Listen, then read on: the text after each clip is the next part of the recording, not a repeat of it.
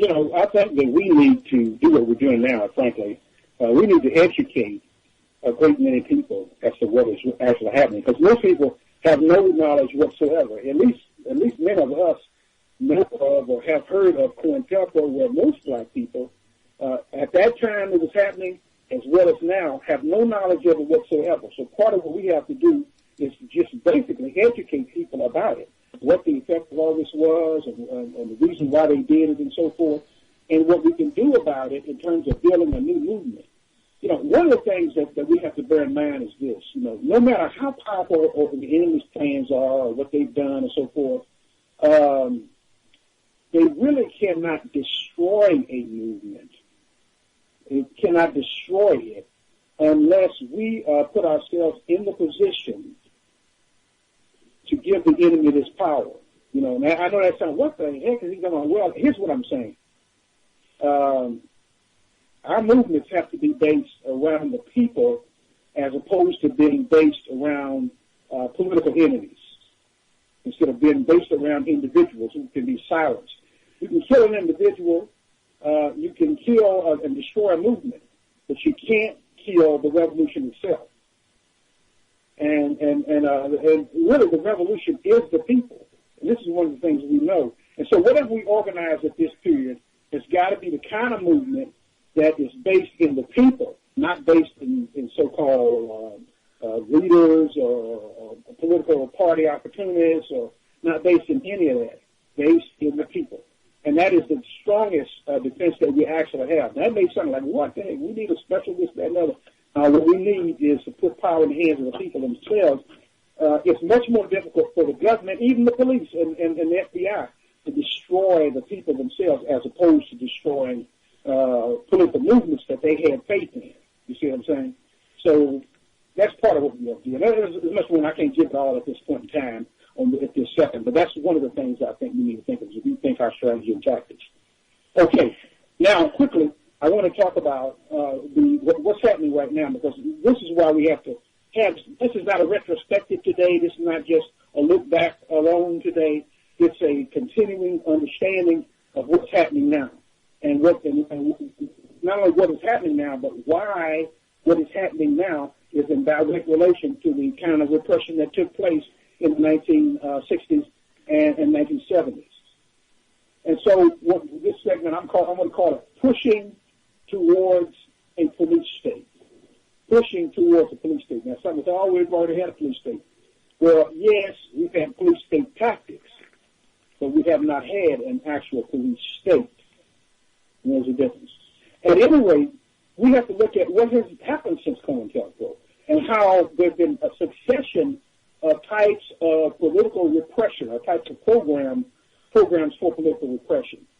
We've had the Joint Terrorism Task Force that came, well, actually even was in existence even before 9/11. 9/11, what it did is it gave the government the ability to create these kinds of programs that they had no justification for before.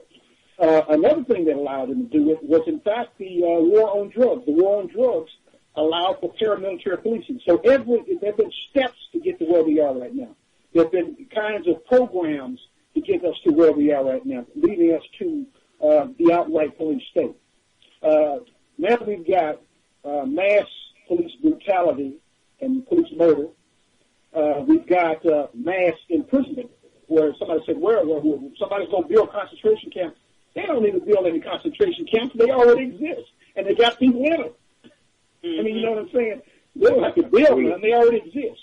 I mean, I don't know what people have been smoking, but anyway, then you're dealing with, as I mentioned before, the continued co-optation of militants, what used to be militants or radicals.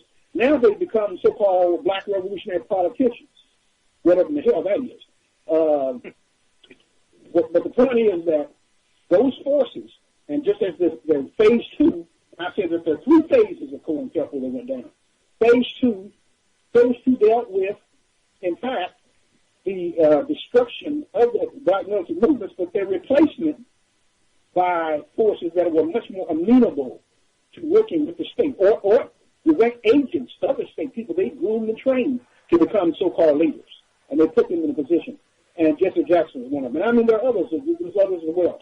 But the point is, their orientation towards electoral politics, towards voting rights, towards a succession of issues that took us away from dismantling the capitalist system, dismantling the state, dismantling racism, took us away from that to a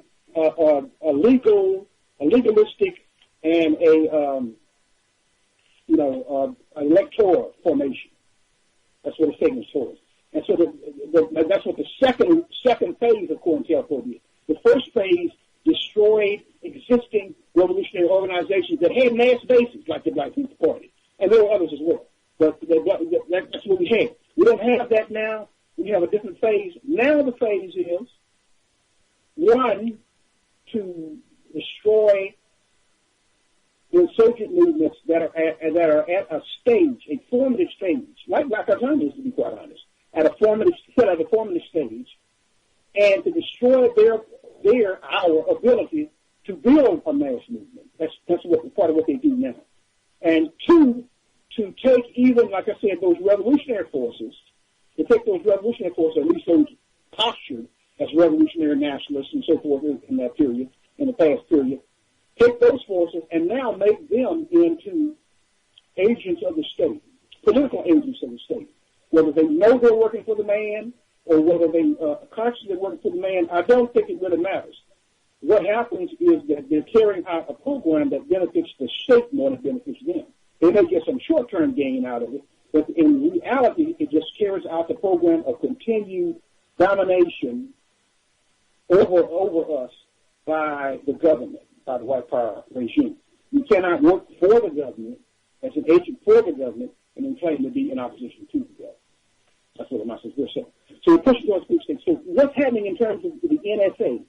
The NSA in fact, it's become the preeminent spy agency in this period because of the rise of the Internet, especially the rise of the Internet, and because of massive wiretapping and the technical ability to scoop up information through data mining, as they call it. All of that has put the NSA in position to try to come in and serve as the ears, eyes of the government. That they know that they're supposed to know everything. They're supposed to be what they call an omnibus intelligence agency. They can get all this information from everywhere and put it together. They're supposed to be able to analyze it. Well, if you look at this thing, it goes back to a period when the military ran it at the end of World War I. And it came down from something called the Black Chamber, is what it was called, the Black Chamber. That was the antecedents of NSA. We need to know the antecedents of the movement, just like the CIA used to be the OSS, around the time of World War II, and the end of World War II became the CIA. It's important to know why these things happen. This thing with Edward Snowden is not the first case of a whistleblower giving information. They're telling us that the agency is spying on the citizens of this country. They've been spying on telegrams and all this stuff going back years and years and years from the early stages when it was the Black Chamber back in the 1920s. It was the Black Chamber. They were spying then. If they didn't have the capacity to do massive surveillance the way they're able to do it now. But they're doing it now, and we need to understand why they're doing it. This is happening at a time when they're taking these other moves to create effectively a police state, a fascist police state, a corporate state, a corporate state. And it's really important we understand this now, what's happening now. We can't get hung up on what happened in the 1960s with COINTELPRO. We need to understand it, but place it within context. This is, in fact, what we call COINTELPRO 3, pushing towards a total police state. And from that standpoint, if you look at it from that standpoint, then you have an understanding of how to frame the responses to this stuff and to not have any faith in the government politicians, the liberals or the so-called conservative wing, the so-called alliance they got, you understand that none of that is going to result in anything but continued police state terrorism and surveillance. That's all it's going to continue to do. So what we have to understand that we need to build a mass-based movement against fascism. And that movement has to deal with confronting not just the government itself, but to confront also its police dogs, the police force. You have to confront them with a variety of political and armed tactics, to be quite honest. And I'm not saying this is some kind of so-called conspiracy or anything. I'm saying it up front. I'm not trying to, hide anything. I'm saying I'm who I am. I've been saying this all the time. I'm not stopping because of their program. I'm worried about our program. We need to build a mass movement that can confront these police killings, that can confront the government per se over this mass imprisonment, that can confront them over all of these things. And guess what? It ain't happening. It hasn't been happening to this point. We don't have a mass movement against police brutality and police murder. We don't have a mass movement against mass imprisonment. We don't have movements even against things like black infant mortality, even though you got all these Uncle Tom preachers and the rest of all about our kids this, our kids that. We're giving them over to the government to put in prison or to kill in the streets.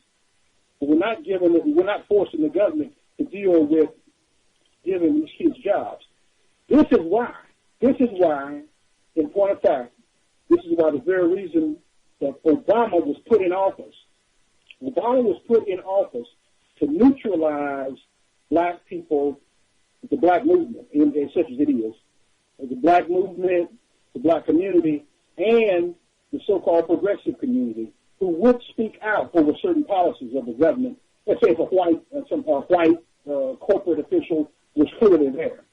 They got this fairly young Ivy League type of individual who has charisma, and they are using him to neutralize, to split the ranks of movements that would come into existence.